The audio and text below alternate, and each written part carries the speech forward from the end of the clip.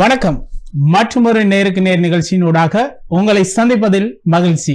இன்றைய தினம் நேருக்கு நேர் நிகழ்ச்சியினூடாக கலை சம்பந்தமாக, குறிப்பாக நாடகம், கூத்துக்கலை தொடர்பான பல்வேறு பிரச்சனைகள் சார்ந்தும் அது தொடர்பான இலைமறை காயாக இருக்கும் பல விடயங்கள் சார்ந்தும் நாங்கள் பேச இருக்கின்றோம். அதற்காக எம்மோடு கலையகத்துக்கு இணைந்து கொள்கின்றார்கள் பேராதனை பல்கலைக்கழகத்தினுடைய வருகை தரு விரிவுரையாளரும் நாடக அரங்க செயற்பாட்டாளருமான சே ராஜு. வணக்கம் ராஜு. வணக்கம் அகிலேஷ். அதற்கப்பால் கலைஞர், குறிப்பாக கலைஞர் என்று குறிப்பிடும் போது ஓவியம், சிற்பம் உட்பட பல்வேறு துறைகளில் கலைஞர் என்று சொல்லலாம். அதற்கப்பால் சமூக செயற்பாட்டாளர் தேவதாசன் நவநீதன். வணக்கம் நவா. வணக்கம். குறிப்பாக இந்த நாடகத்தை கற்றுக் கொடுக்க வேண்டும் என்றால் ஒரு ஆசான் கண்டிப்பாக தேவை. இன்று நாங்கள் பல்கலைக்கழகங்களிலிருந்தும் வெளிவந்து கொண்டிருக்கின்றார்கள் நாடகத்துறை சார்ந்தவர்கள். அவர்களினுடைய அதிகமான விடயமாக இருப்பது அவர் ஒரு நாடக செயற்பாட்டாளராக இருப்பார், அல்லது பாடசாலையில் கற்றுக் கொடுக்கக்கூடிய ஒரு நாடக ஆசிரியராக இருப்பார்.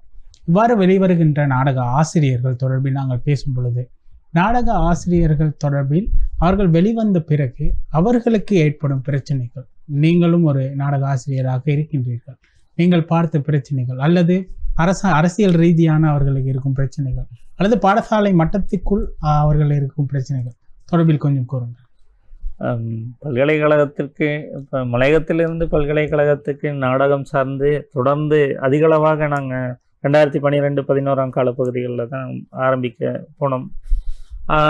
போய் வெளிவரும்போது ஒரு ஆசிரியராக வரும்போது நாடகத்துறையை வளர்க்க வேண்டும், நாடகத்துறைக்கான கேள்வியை உருவாக்க வேண்டும் என்ற எண்ணங்கள் தான் இருந்தது. துரதிர்ஷ்டவசமாக நம்முடைய கல்வி முறைக்குள் இருக்கக்கூடிய இந்த ஹைராக்கி முறைமையில், அது இது பெற்றோர்களாக இருக்கலாம், பிள்ளையாக இருக்கலாம், இந்த விளம்பரதாரர் கல்வி முறைன்னு சொல்லலாம் இதை. அதாவது எந்த துறைக்கு நாங்கள் பிள்ளைகளை தள்ளுகிறோம் அல்லது விளம்பரப்படுத்துகிறோம் என்பதில். ஆகவே இந்த விளம்பரப்படுத்தல் பார்க்கும்போது நாங்கள் விஞ்ஞானம், கணிதம், இந்த உயர்தரத்தில் இந்த துறைகள் சார்ந்து, தொழில்நுட்ப துறைகள் சார்ந்து இறுதியாக கிடைக்கக்கூடிய ஒரு துறையாக கலைத்துறையை நாங்கள் வளர்த்து எடுத்திருக்கின்றோம். அதிலும் நாடகத்துறை என்பது அதனுடைய இறுதி கட்டத்தில் இருக்கக்கூடிய ஒன்று. ஆகவே நாடகத்தை இப்போ உதாரணமாக ஏசும்போது கூட அகிலாஷ் வீட்டில் உங்களையெல்லாம் ஏசியிருப்பாங்களா இருக்கும், என்ன கூத்து காட்டிக்கிட்டு இருக்கிற. கூத்து என்ற சொல்லை அது ஒரு பாரம்பரியம் மிக்கது அல்லது பழமை வாய்ந்தது, மரபு, நம்முடைய அடையாளம் என்றெல்லாம் சொல்லிட்டு நாங்கள் ஒருவரை ஏசும்போது கூட தாழ்வாக பேசுகிற ஒரு பழக்கம் இருக்குது. இந்த தாழ்வான பழக்கம் இந்த எவ்வளவு துறை சார்ந்தும், அதாவது உடையமைப்பு, ஒளியமைப்பு, ஒப்பனை, இதெல்லாம் இன்னைக்கு தொழில் சார்ந்த நிறுவனமாக இது மாறும்போது இதனுடைய பணப்பெறுமதி வேறு. புதிய வகையான காஸ்டியூம் டிசைன் கண்டுபிடிக்கிறதுன்றது உடையமைப்பு. அதில் ஃபேஷன் வேர்ல்டில் வாழ்ந்துக்கிட்டு நம்ம ஒரு காஸ்டியூம் டிசைனராக இருக்க முடியலை அப்படின்ற இந்த துறையை நம்ம தெரிஞ்சுக்கிறலன்றது நம்முடைய கல்வி முறையிலே இருக்கக்கூடிய ஒரு சிக்கலாக தான் பார்க்குறோம். மலையகத்தினுடைய கல்வி அடித்தளமிட்டு இருக்கிறவர்கள் அல்லது நிர்வாகிகளாக இருக்கக்கூடியவர்களினுடைய சிந்தனையும், பெற்றோர்களினுடைய சிந்தனையும், பிள்ளைகளினுடைய சிந்தனையுமே இந்த துறை இன்னும் முன்னோக்கி செல்லாமைக்கு ஒரு காரணமாக இருக்கக்கூடும். அதே போல நாடகம் படித்துவிட்டு நாங்களும் அதனை செய்ய முடியாமல் இருப்பது இது என்னுடைய முக்கியமான ஒரு புள்ளியாக காணப்படுகிறது. ராஜு, நீங்கள் குறிப்பிட்ட அந்த விடயம், அதாவது அதில் ஒரு 2 விடயங்களை நாங்கள் எடுத்து பார்க்கலாம். அதாவது நீங்கள் குறிப்பிட்டீர்கள், ஒரு குடும்பம் சார்ந்து பார்க்கும் பொழுது அவர்கள் நாடக பாடத்தை கற்பதற்கோ அல்லது நாடக செயற்பாளராக செயற்படுவதற்கோ அனுமதிப்பது இல்லை. மற்றொரு பக்கம் பாடசாலை மட்டங்களில் நீங்கள் ஒரு மாணவரிடத்தை போய் கேட்டால், தற்பொழுது நீங்கள் உங்களினுடைய எதிர்கால இலக்கு என்ன என்று கேட்டால் அதிகமான பதில் ஒரு வைத்தியராக வேண்டும், ஒரு சட்டத்தரணியாக வேண்டும் போன்ற அந்த துறைகள் தான் இருக்கின்றது. ஆனால் நான் ஒரு நாடக செயற்பாட்டாளராக வேண்டும் என்ற ஒரு பதில் மிகவும் குறைவான ஒரு விடயமாகத்தான் பார்க்கின்றோம். ஆனால் இதில் இன்னொரு பக்கம் பார்க்க வேண்டிய ஒரு விடயம் பொருளாதார ரீதியான ஒரு பிரச்சனை. ஒரு நாடக செயற்பாட்டாளனுக்கு பொருளாதார ரீதியான பல பிரச்சனைகள் காணப்படும். அதனை சரி செய்வதற்கு ஏதேனும் வழிகள் இருக்கின்றதா, அல்லது நாடக செயற்பாட்டாளனுக்கு பொருளாதாரம் என்பது அதனை எவ்வாறு ஒரு நாடக செயற்பாட்டாளன் பார்ப்பான்? அதனை நான் முதலில் நவாயிடம் கேட்கலாம் என்று நினைக்கின்றேன். கூறுங்கள் நவா. பொருளாதார ரீதியாக வந்து இப்போ வந்து நாங்கள் வந்து காமன் கூத்து செய்யும்போது நாங்கள் அதில் வந்து சந்திக்கக்கூடிய ஒரு பெரிய சிக்கலான ஒரு விடயம்தான். இப்போ வந்து மலையகத்தை பொறுத்தளவில் நம்மளுடைய தாய் தந்தையர்கள் வந்து அவங்களுடைய பொருளாதாரம் வந்து ரொம்பவுமே அடிமட்டத்தில் இருக்கக்கூடியது தான். அது இருந்தும் நம்மளுடைய அந்த காமன் கூத்து அப்படின்னக்குள்ள ஒரு பெரிய ஒரு விழாவாக செய்யக்கூடிய உண்டு. இதுக்கு வந்து பெரும்பான்மையான பணம் தேவைப்படுது. அதில் வந்து ரொம்பவுமே இப்போ கால பகுதிகளை பொறுத்தளவில் முன்னைய காலத்தில் வந்து நம்ம வந்து இந்த காமன் கூத்து அது செய்யும்போது ஒவ்வொரு ஊர்களுக்கு போயிட்டு நம்ம வந்து பொருளாதார ரீதியாக நம்ம வந்து வசூலிக்கிறதுக்காக ஒவ்வொரு ஊர்களுக்காக இரவு நேரங்களில் நம்ம போயிட்டு அங்கே நம்மளுடைய அந்த காமன் கூத்து ஆட்டத்தை வந்து நம்ம ஆடி அந்தந்த ஊர்களில் வந்து நம்ம அதுக்கு தேவையான பண வசதிகளை வந்து நம்ம மேற்கொண்டுட்டு வந்தோம். இப்போ கால பகுதியை பொறுத்தளவில் அந்த ஒரு செயற்பாடை வந்து நம்ம மேற்கொள்றது வந்து ரொம்ப சிரமமாக இருக்குது. அதை வந்து நம்ம ஒரு தாழ்வாகவும் நம்ம அதை கருதக்கூடியதாக இருக்குது. ஏன்னா நிறைய இளைஞர்கள் இருக்கிறாங்க. நம்ம ஒவ்வொரு இளைஞர்களை வந்து நம்ம முகம் கொடுக்கும் போது இப்போ இந்த காமன் கூத்து அப்படின்னும் போது அது வந்து நம்மளுடைய வாழ்வியல் சடங்கோடு சேர்ந்தது, இறை நம்பிக்கையோடு சேர்ந்தது. இந்த நம்பிக்கையை கொண்டு போய் இன்னொரு இடத்துல நம்ம வச்சு அங்கேருந்து அவங்கள்ட்ட காசு சேர்க்கணுமா, அந்த காணிக்கையாக தான் சேர்க்குறோம். நம்ம இருந்தாலும் கூடியதை அதை சேர்த்து நம்ம செய்யணுமா அப்படின்ற ஒரு கட்டத்துக்கு நம்ம போகக்கூடியதாக இருக்குது. அந்த இடத்தை நிரப்புறதுக்காக நாங்கள் வந்து இப்போ அந்தந்த எங்கட இப்போ ஊர்களில் இருக்கக்கூடிய இளைஞர்கள் வந்து முன் வராங்க. நம்ம இன்னொரு இடங்களில் போயிட்டு நம்ம இந்த காசு சேர்க்கறது இந்த மாதிரியான விஷயங்களை வந்து நம்ம தவிர்த்துட்டு இதுக்கான பண வசதிகளை வந்து நம்மளே மேற்கொள்வோம் அப்படின்னு சொல்லி ஒவ்வொருத்தரும் அவங்களால இயன்ற பண உதவிகள் நம்மளுக்கு செஞ்சு இந்த காமன் கூத்து நம்ம ஊர்களில் நடக்கக்கூடிய இந்த கலை நிகழ்வுகள் இப்படியான பல கோவில் திருவிழா காலங்களாக கூட இருக்கலாம். இந்த மாதிரியான நிகழ்வுகளுக்கு வந்து இளைஞர்கள், அப்புறம் நம்ம தோட்ட பகுதிகளில் வேலை செய்யக்கூடிய தாய்மார்கள், தோட்ட தொழிலாளர்கள், இவங்கெல்லாம் கொடுக்கக்கூடிய அந்த பொருளாதார வசதியை கொண்டு தான் ஒவ்வொரு நிகழ்வுகளையும் நம்ம மேற்கொள்ளக்கூடியதாக இருக்குது. முன்னைய காலங்களில் வந்து சாதாரணமாகவே ஒரு 5000-6000 ரூபாய் இருந்துச்சுனால் கூடியது ஒரு பெரிய ஒரு விழாவை வந்து செய்யக்கூடியதாக இருக்குது. இப்போ வந்து பொருளாதார தரத்தில் வந்து ரொம்பவுமே வீழ்ந்து கிடக்கிறோம். அப்போ இப்படியான ஒரு சூழ்நிலையில் நம்ம வந்து இப்போ ஒரு பொருளாதார ரீதியில் நம்ம ஒரு தேவையை செய்கிறோன்னா 1 லட்சம் 1.5 லட்சம் ரூபாய்க்கு மேலே தான் காசு இதுகள் தேவைப்படுது. அதுக்கான நம்ம எப்படி அதை நம்ம வந்து சேர்க்கிறோம் அப்படின்றதுல நம்ம ரொம்பவுமே சிரமப்படக்கூடியதாக இருக்குது. நிச்சயமாக ஒவ்வொரு இளைஞர்களும் தங்களுடைய ஊர்களில் இருக்கக்கூடிய அந்தந்த தேவைகளை உணர்ந்து அவர்களுடைய பங்களிப்பை வந்து சரியாக செய்வாங்களா இருந்தால் நம்ம வந்து ஒவ்வொரு விழாக்களை வந்து சிறப்பாக செய்கிறதுக்கு பெரிய உதவியாக இருக்கும். நீங்கள் குறிப்பிட்ட அந்த விடயம், அதாவது நீங்கள் உங்களினுடைய அந்த ஊரை பொறுத்து அல்லது வெளி இடங்களுக்கு சென்று அவ்வாறு பணத்தை சேகரித்து செய்யக்கூடிய ஒரு தன்மை தான் காணப்படுகின்றது.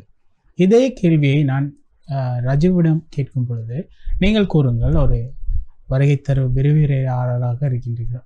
உங்களை பொறுத்த மட்டில் நாடக செயற்பாட்டாளர்களாக இருக்கட்டும் அல்லது கூத்து இது போன்ற கலைஞர்களாக இருக்கட்டும், அவர்களுக்கான அங்கீகாரம் அரசியல் ரீதியாக இன்று இலங்கையில் கலாச்சார அமைச்சை காணப்படுகின்றது.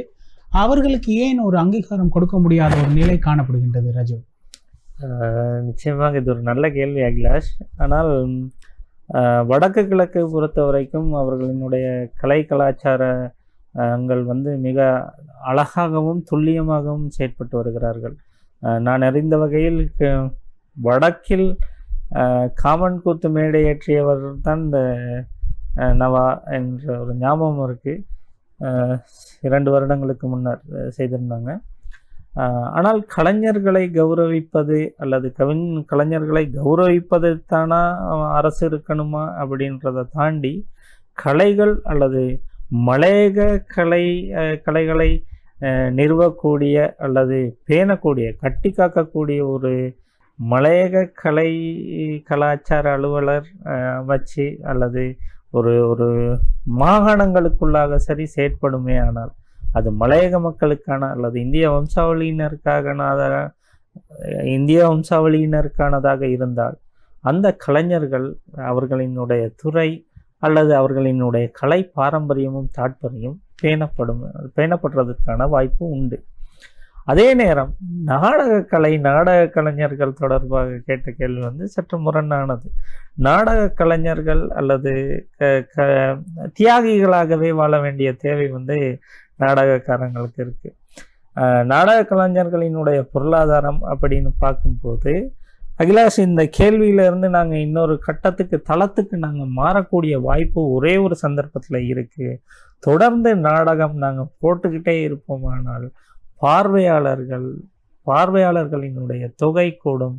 நாடகங்கள் தொடர் செயற்பாட்டில் ஈடுபடும் போது நாடகத்தில் ஈடுபடும் ஆட்களினுடைய எண்ணிக்கை அதிகரிக்கும். நீங்கள் சொன்ன அந்த நிலைமை மாறும். ஆனால் நல்ல ஒரு கலை படைக்கக்கூடிய அல்லது ஒரு நல்ல நாடக போடக்கூடிய அரங்குகள் மலையகத்தில் நமக்கு இல்லை. இது ஒரு குறைபாடு. அதாவது இந்த துறை சார்ந்து இந்த துறை சார்ந்து வளரும் போது தான் இதற்கான வாய்ப்புகள் எல்லாமே வளரும். இப்போ நாங்கள் சரியாக கலைஞர்களாக எனக்கு ஒரு எண்ணம் இருக்குது. நாங்கள் இவர்கள்கிட்ட இதை கேட்கலையோ, இவங்கக்கிட்ட நாங்கள் இந்த ஒரு முன்மொழியோ வைக்கலையோ, இது ஒரு அரசியல் சார்ந்து இல்லாமல் மக்களிடம் இருக்கக்கூடிய கலை தாற்பயங்கள் அல்லது அவர்களினுடைய உரையாடல்களுக்கான ஒரு களமாக நாங்கள் ஒன்றை உருவாக்கவில்லை என்ற ஒரு எண்ணம் உங்களுடைய கேள்வியிலிருந்து இருக்கிறது. எதிர்காலத்தில் அதற்கான ஒரு வேலை திட்டத்தை முன்வைக்கலாம். நிச்சயமாக ரஜு, இதற்கப்பால் நீங்கள் இந்த குறிப்பிட்ட இந்த விடயம், அதாவது கலைஞர்கள் ஒரு தியாகிகளாக வாழ வேண்டும் என்று நான் மீண்டும் வருகின்றேன். அதாவது இப்படி ஒரு நாடகத்தினை கற்க வேண்டும் என்ற ஒரு மாணவனிடத்து நாடக கலைஞர்கள் ஒரு தியாகிகளாகத்தான் வாழ வேண்டும் என்று குறிப்பிட்டால் நாடு இருக்கும் நிலவரத்திற்கும் குடும்ப சுமைக்கும் அல்லது குடும்பத்தாருக்கும் அவர்களுக்கும் மத்தியில் ஒரு முரண்பாடான ஒரு சூழ்நிலை ஏற்படாதா ரஜு? அதனை நாங்கள் எவ்வாறு ஒரு ஏனைய அடுத்த கட்ட தலைமுறையினருக்கு நாங்கள் கொண்டு செல்வது? இதற்கான ஏதேனும் நடவடிக்கைகள் உங்களிடம் இருக்கின்றதா? தொடர் செயற்பாடு தான் அதுக்கான நடவடிக்கை. தொடர்ந்து நாடகம் போடுறது, மகிழ்ச்சியாக நாடகம் போடுறது, ஒரு நாடகத்திலிருந்து, அதாவது நாங்கள் நாடகத்தை பற்றி இவ்வளவு கதைக்க வேண்டிய தேவை இருக்கிறது என்றால் நாடகத்தினுடைய ஆரம்ப புள்ளியை மிகச் சரியாக அடித்தளம் பட்டிருக்கின்றோம். அடித்தளத்தில் இருந்து பார்க்கும்போது, நாடகம் ஆரம்பிக்கிற காலத்தில் இருக்கும்போது, நாடகத்துக்கான வருமானத்தை தேடும்போது நம்மிடம் பார்வையாளர்கள் இல்லை. பார்வையாளரிடம் பணம் பெற்று நாடகம் போடும் முறைமை இன்னும் வரவில்லை. ஆகவே இந்த முறைமைகள் வரும்போது, அதாவது தொடர் செயற்பாடுகள் மாத்திரமே தான் இதனுடைய எதிர்காலத்துக்கு வித்திடும் என்பதுதான் அது. இதேவேளை ரஜு, இந்த நாடக செயற்பாடுகள் தொடர்ந்து முன்னெடுக்கப்பட வேண்டும் என்று நீங்கள் குறிப்பிட்டீர்கள். இவ்வாறு முன்னெடுக்கப்படுவதற்கு முதல் நீங்கள் குறிப்பிட்டீர்கள், அதாவது மலையக கலாச்சார ஒன்றியம் அல்லது ஒரு நிறுவனம் நிறுவப்பட வேண்டும் என்று. இது சார்ந்து ஏதேனும் நீங்கள் கோரிக்கைகள் முன்வைத்திருக்கின்றீர்களா, அல்லது அது சார்ந்து ஏதாவது ஆரம்பிப்பதற்கான நடவடிக்கைகளை முன்னெடுத்துள்ளீர்களா, அல்லது அதை முன்னெடுக்கும் போது ஏதேனும் பிரச்சனைகளை நீங்கள் சந்தித்திருக்கின்றீர்களா? இதனை என்னிடம் ஒரு நாடக குழு இருக்கிறது அகிலாஷ். அடையாளம் அரங்கு என்பது அதனுடைய பெயர். கந்தகட்டியை பிரதானப்படுத்தி கந்தகட்டியினுடைய கலைஞர்களை உள்ளடக்கி தான் இந்த அடையாளம் குழு ஆரம்பிக்கப்பட்டது 2017ஆம் ஆண்டுகளில். 2018ஆம் ஆண்டு பகுதியில் நாங்கள் காமன் கூத்து ஆவண திரைப்படமாக எடுத்தோம். ஆவண திரைப்படமாக இன்று பல்வேறு நாடுகளிலும், இலங்கையிலிருந்து இந்தியாவிலையும் திரையிடல் இடம்பெற்றது. அப்போ அதனுடைய சமர்ப்பணம் அந்த கந்தகட்டி மண்ணில், அந்த காமன் திடலில் தான் முதலாவதாக திரையிடப்பட்டது. ஆகவே அதற்கு அப்பால் கடந்த வருடம் மொன்றாகலை குமாரகல பிரதேசத்தில் இருக்கக்கூடிய சித்திரகுப்தனார் நாயனார் கதையை ஆவணமாக செய்திருந்தோம். இன்னும் அந்த படம் வெளியிடப்படவில்லை, திரையிடப்படவில்லை, வெளியிடவும் இல்லை. அதற்கு முன்னராக 2022ஆம் ஆண்டு சுடலை மாடன் வில்லடி சடங்கு எனும் ஆவணப்படத்தை தயார் செய்திருக்கிறோம். படத்துக்கு தேவையான பதிவுகள் எல்லாமே செய்துவிட்டோம். ஆனால் அதனுடைய ஆழமும் பகுதியும் மிக பெரிய பரப்பில் இருப்பதனாக அதற்கு காலத்தை தாழ்த்தியிருக்கிறோம். இது அடையாளம் அரங்கினூடாக செய்யக்கூடிய வேலை.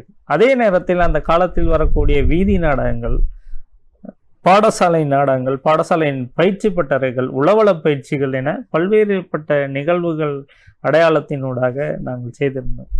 அடையாளத்தினுடைய இணைப்பும் இந்தியா பாண்டிச்சேரியில் யாழ் அரங்கத்தினுடைய இணைப்பு, வவுனியா சுதந்திர வலையமைப்பு மற்றும் அரங்காலயா நிறுவனத்தூடாக நாங்கள் தியேட்டர் லூஃப் எனும் அரங்க அமைப்பினை கொண்டு வந்தோம்.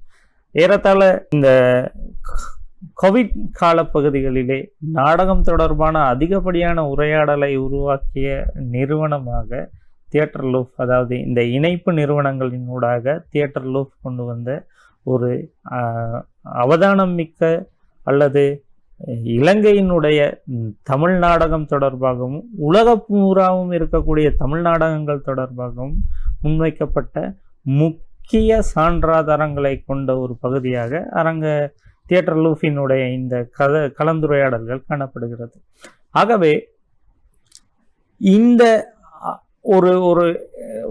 ஒரு குழுவாக ஆரம்பிக்கும் போது இன்று பல்வேறு குழுக்களினூடாக இணைப்பை நாங்கள் பெற்று இருக்கின்றோம். இதே போல இன்னும் மலையகத்தில் சில குழுக்கள் இயங்கிக் கொண்டிருக்கிறார்கள். அவர்கள் என்னுடைய வேலையை செவ்வனே செய்து கொண்டிருக்கிறார்கள்.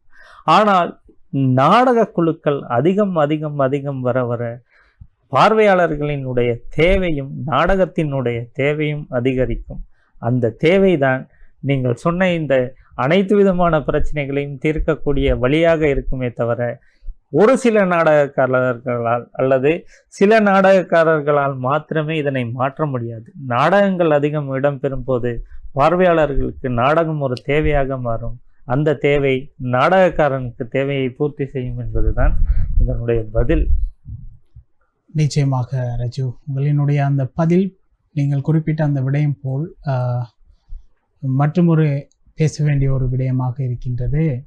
இந்த நாடக கலைஞர்கள், அதாவது நீங்கள் குறிப்பிட்டீர்கள் நிறைய உலக அளவில் உள்ள நாடக கலைஞர்கள் தொடர்பில் நாங்கள் கலந்துரையாடலை மேற்கொண்டோம், பல விடயங்களை மேற்கொண்டோம் என்று.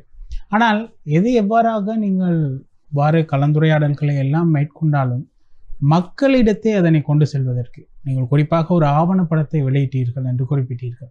அந்த ஆவணப்படத்தை இலங்கையில் இருக்கும், அதாவது குறிப்பாக நீங்கள் பிரதிநிதித்துவப்படுத்துகின்ற அந்த மலையக மக்களிடத்தை எத்தனை பேரிடம் நீங்கள் கொண்டு சேர்த்திருக்கின்றீர்கள்? அதுவும் ஒரு பேச வேண்டிய ஒரு விடயமாக இருக்கின்றது. அது தொடர்பில் நீங்கள் ஏதேனும் நடவடிக்கை எடுத்திருக்கின்றீர்களா? தலை மட்டத்திலாவது அதனை கொண்டு செல்வதற்கு முன்னெடுத்திருக்கின்றீர்கள்? ஆமாம் அகிலேஷ், நிச்சயமாக. கந்தகட்டிய பிரதேசத்தில் 2-3 கிராமங்களை இணைத்து ஒரு திரையிடல் இடம்பெற்றிருந்தது. அது மட்டுமன்றி பன்னில பிரதேசத்தில் ஒரு திரையிடல், நுவரெலிய ராகல பிரதேசத்தில் ஒரு பாடசாலை அதிபரினூடாக அங்கே இருக்கக்கூடிய சகோதரர்களூடாகவும் நண்பன் சுதர்ஷனூடாக நுவரெலியாவில் திரையிடப்பட்டிருந்தது. யாழ்ப்பாணத்தில் திரையிடப்பட்டிருந்தது, வவுனியாவில் திரையிடப்பட்டிருந்தது. கிழக்கு பல்கலைக்கழகம் சுவாமி விபுலானந்த அழகிய கற்கைகள் நிர்வாகத்தில் திரையிடப்பட்டு இறுதியாக பேராதனை பல்கலைக்கழகத்தில் திரையிடப்பட்டு உள்ளது. இதனுடைய அடுத்த கட்டமாக நாங்கள் அடுத்த வருடங்களில் நாங்கள் எதிர்பார்ப்பது இதை அனைத்தையுமே மக்களிடத்தில் நேரடியாகவே மக்களிடத்தில் கொண்டு செல்வதற்கான ஒரு வழிமுறையை தான் எதிர்பார்க்கிறோம். அது மட்டுமன்றி அந்த ஆவண திரைப்படம் யூடியூபில் பதிவாக உள்ளது. நிச்சயமாக ரஜு, இது போன்ற இந்த விடயங்களை மேற்கொள்ளும் பொழுது நீங்கள் குறிப்பிட்ட அந்த விடயங்கள், அதாவது ஒரு நாடகம், ஒரு நாடக கலை மக்களிடத்தே இவ்வாறான மாற்றங்களை ஏற்படுத்தும் என்பது இலகுவாக கொண்டு சேர்க்க முடியுமாக இருக்கும். இறுதியான ஒரு கேள்வி, நாடக கலைஞர்கள், இனி வர இருக்கின்ற நாடக கலைஞர்கள் அல்லது நாடக செயற்பாடுகளில் ஈடுபட இருக்கும் விருப்பத்தோடு இருக்கும் கலைஞர்கள் ஒரு சில காரணங்களினால் வெளியேறி இருக்கின்றார்கள். அவர்களை எல்லாம் ஒன்றிணைத்து அவர்களுக்கு ஒரு நாடக கலைஞராக, ஒரு விரிவுரையாளராக என்ன குறிப்பிட விரும்புகின்றீர்கள்? உங்களுடைய நோக்கம் நிறைவேற்றவுடன் எங்களுடன் இணைந்து கொள்ளுங்கள், தொடர்ந்து பயணிப்போம் என்பதுதான். நிச்சயமாக. அதனை போல் நவா ஒரு கலைஞராக பல்வேறு துறையில் நீங்கள் கலைஞராக இருக்கின்றீர்கள். பிரதானம் காமன் கூத்து தொடர்பில் செயற்பாடுகளில் ஈடுபட்டு கொண்டிருக்கின்றீர்கள். நீங்கள் இனி வருகின்ற தலைமுறையினருக்கு என்ன குறிப்பிட விரும்புகின்றீர்கள்? நிச்சயமா காமன் கூத்து அப்படின்னும் போது நிறையவே வெளியிலிருந்து இதை ஒரு வேடிக்கையாக பார்க்குற கலைஞர்கள் தான் இப்போ கலைஞர்கள் இல்லை, நிறையவே இளைஞர்கள் இளைஞர்கள் மத்தியில் அதை ஒரு தாழ்வாக யோசிக்கிற எண்ணம் ஒன்று இருக்குது. ஆனால் பெரும்பான்மையாக வழிபாட்டு முறையில் எல்லாருமே அதில் இறங்கி எல்லாமே ஈடுபாடோடு இருக்கிறாங்க. உள்வாங்கி ஒவ்வொரு வேலைகளை செய்கிறதுல அவங்க அதை தாழ்வாக யோசிக்கிறாங்க. இப்போ ஒரு காமன் கூத்து அந்த களத்தில் பாட்டு பாடி அந்த கலைஞர்கள் இப்போ அந்த சடங்கு ரீதியாக 2 பேர் ஆடும்போது அவங்களுக்கு அறல் வரும். அந்த இடத்துல அவங்க பிடிக்கிறதுக்கு கூட இவங்க வெக்கப்பட்டுட்டு வெளியில் நின்று பார்க்கக்கூடிய ஒரு சூழ்நிலை இருக்குது. நிறையவே இந்த போதை வஸ்து அதுகளுக்கு உள்வாங்கி அப்போ அதுக்குள்ளே அந்த களத்துக்குள்ளே வர இல்லாத ஒரு சூழ்நிலை இருக்கும். எங்களை பொறுத்தளவில் அதில் ரொம்பவுமே கவனமாக இருப்போம். நாங்கள் இந்த போதை பொருள் அதனோட பாவனையோட இந்த களத்துக்குள்ளே இதில் ஈடுபாடு செய்கிறவங்களுக்கு நாங்கள் முழுமையாகவே அனுமதி கொடுக்கறதில்ல. உண்மையிலுமே மலையகத்தை பொறுத்தளவில் எங்கள் கந்தகட்டிய அப்படின்ற எங்களோட ஊரில் நாங்கள் இந்த மாதிரியான போதை வஸ்து பாவனையோடு இருக்கிறவங்க யாரையுமே நாங்கள் இதில் உள்வாங்கிறதில்ல. ரொம்பவுமே இளைஞர்கள் இதில் முன் வரணும். இளைஞர்களை வச்சு இந்த காமன் கூத்து கலை ரொம்ப பிரசித்தியாக செய்யணும் அப்படின்ற ஒரு எண்ணம் இருக்குது. நான் என்னை பொறுத்தளவில் நான் ஒரு கிரிக்கெட்டர். என்னை பெரும்பான்மையான இளைஞர்களுக்கு இப்போ பன்மீள பிரதேசத்தை பொறுத்தளவில் எல்லாருக்குமே என்ன தெரியக்கூடிய ஒருத்தர். நான் யோசிக்கலாம், நான் இந்த காமன் கூத்தில் ஒரு கதாபாத்திரம் செய்யணுமா, இதில் பொறுப்பெடுத்து செய்யணுமா, அதில் போய் நம்ம பாட்டு பாடணுமா அப்படின்ற ஒரு சூழ்நிலை ஒன்று இருக்கும். நானுமே வெக்கப்பட்டுட்டு இல்லாட்டி இனப்பி பாடினா நாளை ஒரு இடத்துல போகும்போது நம்மளை அது சொல்லுவாங்க அப்படின்ற ஒரு சூழ்நிலை ஒன்று இருக்கும். ஆனால் இது வரக்கூடாது. அடுத்த இளைஞர்கள் மனநிலையில் நம்ம போய் காமன் கூத்து பாட்டு பாடுறதா அப்படின்ற ஒரு எண்ணம் வரக்கூடாது. இது நம்மளோடது, இது நம்மளுடைய கலை, நம்மளுடைய ஒரு பாரம்பரிய கலை. இதை நம்ம விட்டால் நம்மளை அடுத்த தலைமுறைக்கு இது போய் சேராது அப்படின்ற ஒரு எண்ணம் இருக்கும் எல்லாருக்குமே. அது அந்த எண்ணம் வரணுன்றதுக்காகத்தான் நான் இதில் ரொம்பவுமே உள்வாங்கி எல்லா விஷயமே காமன் கூத்து பாடல்களில் பெரும்பான்மையான இடங்களில் சினிமாவோட கலவையை கொண்டு போய் அதில் சேர்த்துடுறாங்க. இப்போ புதுசாக ஒரு பாட்டு அது ரொம்பவுமே ஒரு துள்ளலான ஒரு பாட்டாக இருந்தால் அந்த பாட்டோட மெட்டை எடுத்துட்டு காமன் கூத்து வரிகளை தூக்கி இதில் வச்சு அந்த பாட்டை பாடுறாங்க. அப்போ இப்படியான ஒரு சூழ்நிலைக்கு இந்த பாட்டு இந்த காமன் கூத்தோட பாடல் அந்த மெட்டுகள்லாம் போகுமா இருந்தால் அதோட பழமையான அந்த பழமை இழந்துடும். அதோட அசல் அப்படியே இறந்து போயிடும்னு தான் சொல்லணும். சினிமா கலவை உள்ள வரும்போது என்னை பொறுத்தளவில் நான் எங்களோட ஊரில் பாடுற பாட்டுகளாக இருக்கட்டும், எங்களுடைய இப்பத்திய வளர்ந்து வரக்கூடிய அந்த கலைஞர்களுக்கு சொல்லி கொடுக்குற பாட்டாக இருக்கட்டும், எல்லாமே அந்த முன்ன பழமையாக இருக்கக்கூடிய பாடல்களை மாத்திரமே அங்கே பாட விடுறது. ரொம்பவுமே ஒழுக்க கட்டுப்பாடாக தான் அந்த இடத்துக்கு வரணும். இந்த ட்ரௌசர் போட்டுக்கிட்டு கூட நாங்கள் யாரையும் உள்வாங்கிறது இல்லை. வேட்டியெல்லாம் அணிஞ்சு அழகான முறையில் தான் அதை செய்யணும் அப்படின்ற ஒரு எண்ணம் இருக்குது. இதை எல்லாருமே பின்பற்றணும். எல்லா இளைஞர்களுமே மலையகத்தில் இருக்கக்கூடிய காமன் கூத்து செய்யக்கூடிய இடங்கள்ல இருக்கக்கூடிய எல்லா இளைஞர்களுமே இதில் முன் வரணும். இது நம்மளுடைய ஒரு பாரம்பரிய கலை, நம்ம இதை கைவிட்டக்கூடாது அப்படின்ற ஒரு எண்ணத்தோட எல்லாரும் செய்யணுன்றது தான் என்னோட விருப்பம். உண்மையில் இப்போ வர காலப்பகுதிகளில் நீங்கள் பாடக்கூடிய அந்த மெட்டுகள் இருக்குது, அதை சினிமா கலவை இல்லாத அதோட அசல் தன்மை மாறாத அந்த பழமையான மெட்டுகளை நீங்கள் பயன்படுத்தி பாடணுன்றது தான் என்னோட விருப்பம். எனவே உங்களுக்காக நான் அந்த பழமையான ஒரு மெட்டிலிருந்து ஒரு பாட்டை உங்களுக்காக நான் பாடுறேன். அடி நில்லு நில்லடிரதி மாதே அரணிடத்தில் நேராய் கணை தொடுத்து வாரேன். ஒரு நிமிஷம் அதனில் கணை தொடுத்து அறம் தபசை கடுத்து தபசம் அதை முறித்து வருவன். அடி நேராய் இன்றடமே நான் செல்ல என்னை அனுப்ப நேரோ ஆகுதடி சென்றேனே. நானாகா கனவு கண்டே நின்று அரணிடத்தில் ஐயா போகாதீர் கணை கொண்டு அவர் அறிந்து மதியதனில் எழுந்து சிவன் தரையில் அனலாயரித்திடுவார் உன்னை. அருங்கலியால் அழுது தவிப்பேன் நானும் இங்கே. ஐயோ மன்னா போகாதீர் சொன்னால் கேளும், உங்கள் மறுமலர் கணை கொண்டு அரணிடம் போனால் மாண்டு வருவதுண்டு மீண்டு வருவதில்லை. மாமன் தவமளிக்கலாமோ, உங்கள் மாட்டு இடையர் புத்தி போமோ.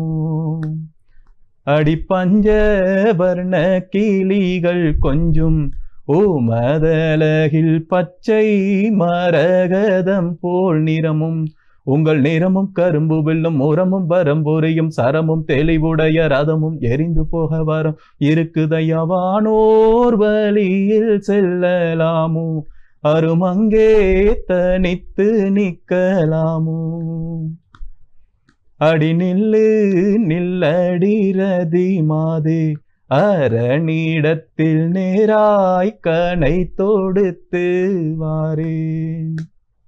இன்றைய நேருக்கு நேர் நிகழ்ச்சியினூடாக பலதரப்பட்ட இலங்கையில் இருக்கும் மிக முக்கியமான நாடக கலை சார்ந்த பிரச்சனைகள், கூத்துக்கள் சார்ந்த பிரச்சனைகள், அது தொடர்பில் எம்முடைய நேரத்தை மையப்படுத்தி நாங்கள் பேசியிருக்கின்றோம். இன்றைய நிகழ்ச்சியில் வருகை தந்து இணைந்து கொண்டமைக்கு இருவருக்கும் நன்றி. நன்றி. மற்றொரு நேருக்கு நேர் நிகழ்ச்சியினூடாக உங்களை சந்திக்கும் வரை அகிலேஷ்.